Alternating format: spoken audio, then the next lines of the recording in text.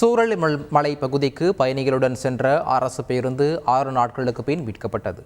இந்த பேருந்துக்கு இதுதான் கடைசி பயணமா? விளக்குகிறது இந்த செய்தி தொகுப்பு. கடந்த 6 நாட்களுக்கு முன்பு நிலச்சரிவு ஏற்பட்டது.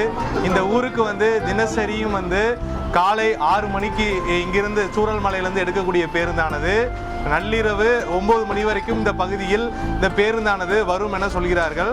அப்படி பார்க்கும்போது இந்த பேருந்து இந்த பகுதியில் கடந்த நிலச்சரிவுக்கு பின்பு எடுக்கப்படவில்லை.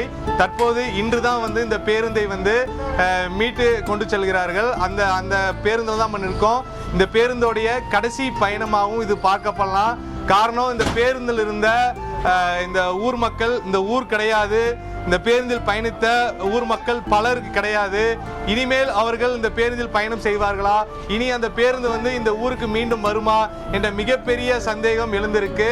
സ്ഥിരമായിട്ട് വരുന്ന ആൾക്കാരായിരുന്നു. ഇവിടുന്ന് മേപ്പാടിക്ക് പോകാനും ഇതിനൊക്കെ ആയിട്ട് പോയി വരുന്ന ആദ്യത്തെ ബസ്സാണ്. രാവിലെ ഫസ്റ്റ് മോർണിംഗിൽ സ്റ്റാർട്ട് ചെയ്യുന്ന ബസ്സാണ്. 6:30 ഇത് പോകുന്ന രാത്രി 9 മണിയാകുമ്പോഴത്തേനും വന്ന് ആൾട്ടാവുന്നത്. எவ்வளவு பேர் இந்த பஸ்ல பயணிப்பாங்க? எவ்வளவு மக்கள் வருவாங்க டெய்லி? രാവിലെ ഒരു 10-45 ആൾക്കാരോട് ഇവിടെ ഉണ്ടാവും. அதாவது இந்த பேருந்துல தினமும் ஒரு 45 பேர் வரைக்கும் பயணிப்பார்கள் எனவும், ஆனால் இனி அந்த பேருந்து எத்தனை பேர் வருவார்கள், அந்த பேருந்து மறுபடியும் இந்த பகுதிக்கு வருமா என்பது மிகப்பெரிய கேள்விக்குறி ஏற்பட்டிருக்கு. இராணுவத்தினர் அமைத்த பெய்லி பாலம் வழியாக இந்த பேருந்தானது செல்ல இருக்கிறது.